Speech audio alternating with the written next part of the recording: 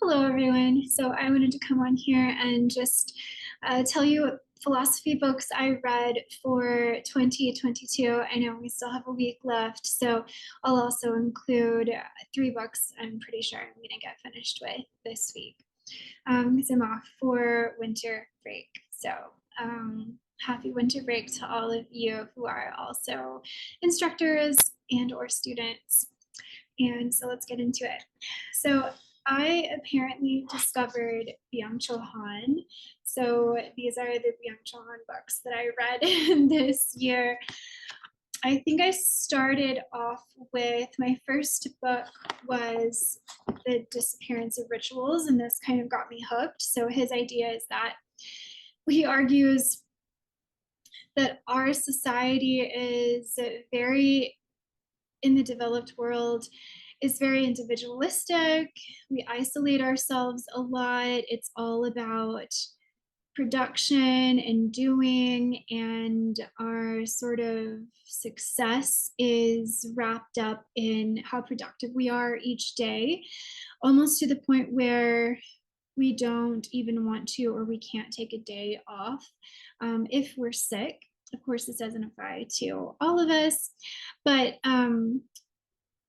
we're lacking in sort of collective activities where we can explore and express different aspects of ourself and potentialities of the human sort of, I guess, role or spirit or being. So we're lacking a holistic understanding of who we are, I think, in like a Heideggerian sense, because we don't have these sort of opportunities to meet with each other and to take on different roles as one would do in a ritual. So a lot of people, he would argue, are lacking and therefore longing for a sense of belongingness and community. And he doesn't necessarily say this, but this is my own interpretation. I think this is maybe one of the reasons that people are so interested and have been interested in, there's been kind of a reemergence, I would say, just looking at the content that's being created and the channels that are offered on YouTube right now for kind of like entertainment and informational purposes, a reemergence in sort of the New Age movement or pagan spirituality or witchcraft, etc. Because that sort of ancient tradition that's rooted in, Celtic culture, etc., like various cultures across the world, looking at like their histories, their mythologies, their cosmologies, and their rituals that played into those sort of, I guess, like theoretical ideas. Because it offers, I guess, a community and also material symbolic representations of sort of a belief system. And it also gives you an identity. It even gives you rituals and celebrations and decorations and tools that you can utilize. It's kind of like a whole lifestyle and world. So The Disappearance of Rituals is about that. This book will, or this video will last forever if I kind of go into detail. So I'm going to try to be, hopefully I can be a little more brief. So in the Scent of Time, what was this about? So basically just because he has like a whole, like, you'll get to know like his main thesis, I guess, by maybe my short summaries of these books. So he says that along with this overproduction and this self-exploitation of the commodification of the individual, that we're speeding up time so in our lives so quickly that it's soon going to, you can imagine, like, if the speed of our lives increases and increases and increases, faster and faster, that it's going to explode or implode into nothingness. And he also says that along with the disappearance of rituals, which, you have a ritual at particular times of the year and it lasts for a certain duration, etc. So you have these, and it introduces perhaps different stopping points along a person and a community's lives. And also there are rituals of, beginnings and endings and closure. So because we lack all of that as well, there's not, and we have a certain mindset of overproduction, there's not really stops and starts that are kind of necessary to a conception of time.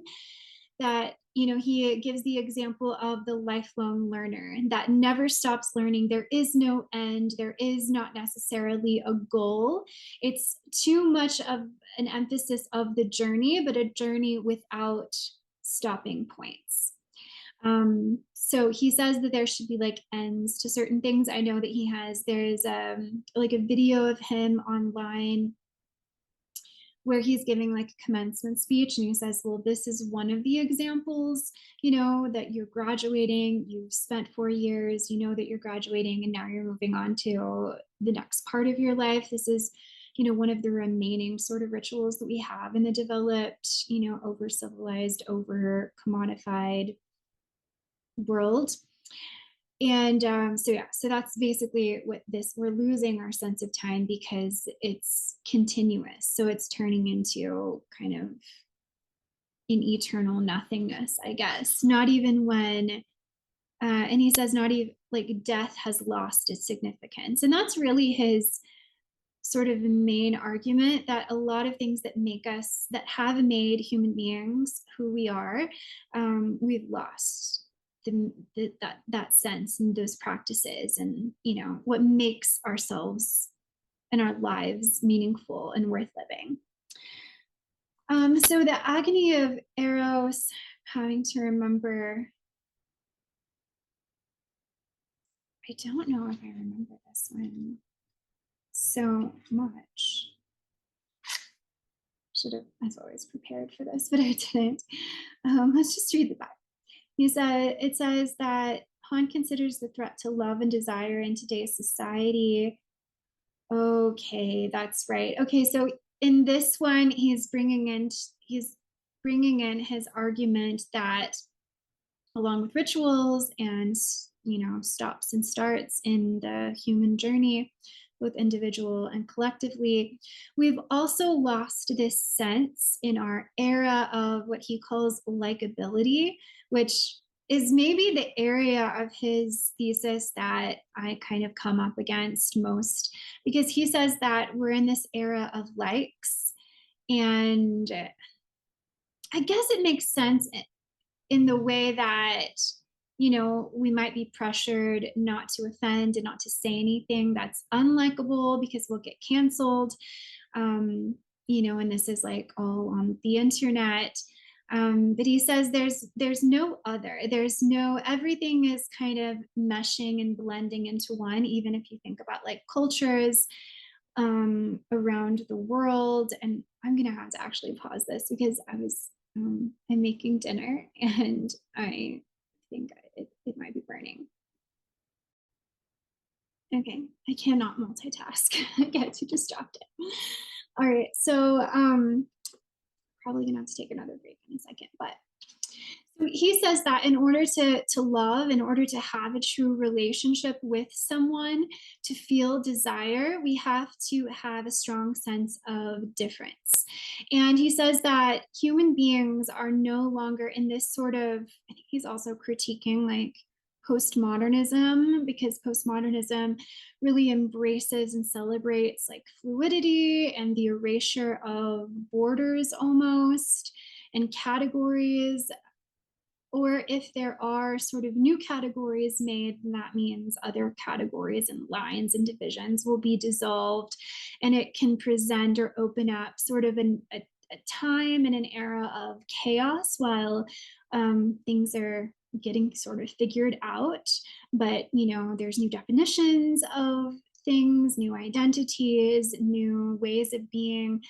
And, in contrast to like the modern sort of sensibility of the Enlightenment, where order and certain authoritative standards, etc., were, in vogue. So he says that, basically, I think that he sees relationships as being very monotone, and just there's no difference, there's no excitement, it's just kind of bland.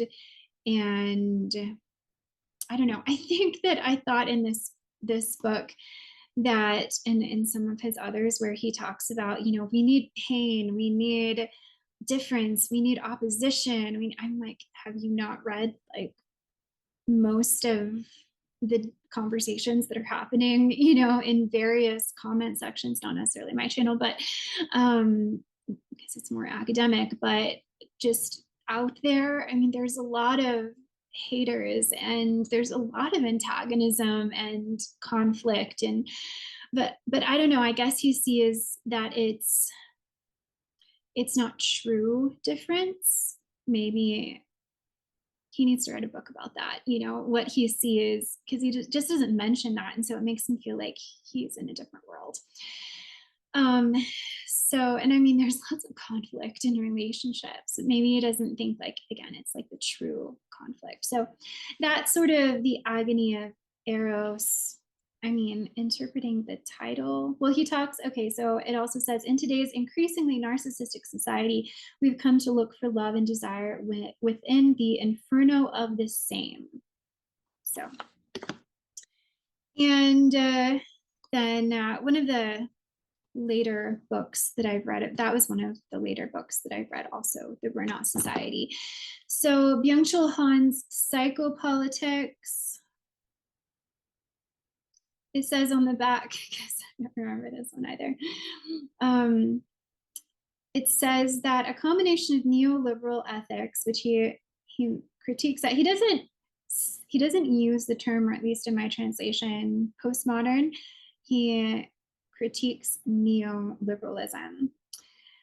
And ubiquitous data capture, okay, the combination of neoliberal ethics and ubiquitous data capture has brought about a fundamental transformation and expansion of capitalist powers.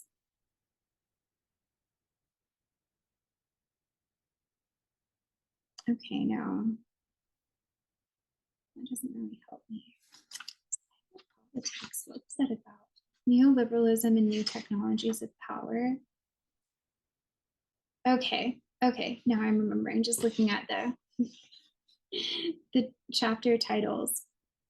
So I think in this one, he is looking at the juxtaposition of technology and how it's used under a system of, I think, postmodernism, but neoliberal ethics is what he says, what he wants to focus on.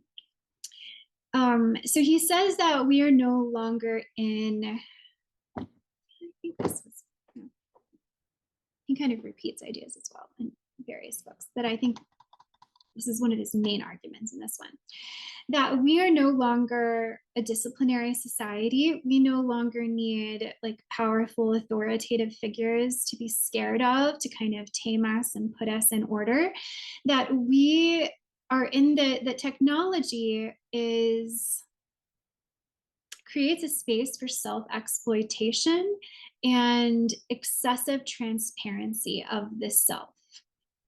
So he says that we all willingly survey ourselves and push information about us. So if you think about, for instance, like in YouTube and various blogs and content creators, my video as well, you can see where I live, and I'm sure I kind of interject in my lectures various pieces of information and data about myself. But if you look at, those blogs or on Instagram, nothing is really private. I remember hearing from my German relatives, I think a long time ago, or someone said that, and I don't know how true this is, but Americans are less preoccupied with privacy and security about like the self than Europeans are. So for instance, this was back in the day of like when Facebook was popular.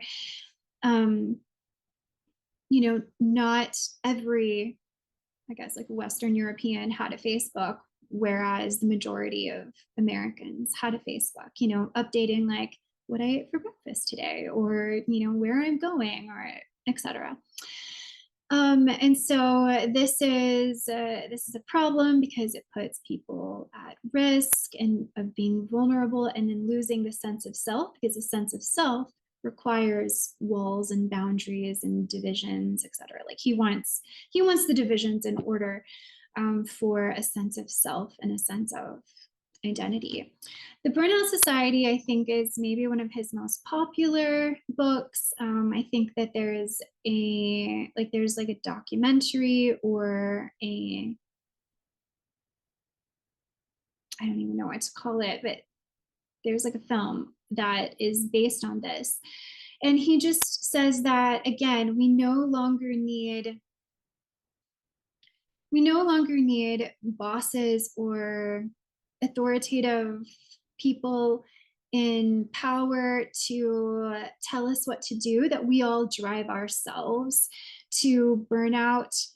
And I guess like he utilizes like discussions about the death drive maybe in here. So we push ourselves, we do it, we have internalized, you know, the boss and the police officer and the like whoever, you know, we've internalized that and we do it ourselves. So that's like the most, it reminds me of what like Michel Foucault talks about, the internalization of power and the subtlety of power that isn't even noticed because everyone just submits to it as if it's their own natural desire and will. That's the most like, I guess, dangerous form or powerful form of power that there is. And that's what Byung-Chul Han sees in our society. And so he just talks about, it says on the back, rather than improving life, multitasking, user-friendly technology, and a culture of convenience are producing conditions that range from depression to attention deficit to borderline personality disorder. He says that stress and exhaustion are not just personal experiences, but social and historical phenomena as well. So that's the other thing that I have a problem with, but also I'm interested in like hearing more about, in a sense, like in terms of like evidence.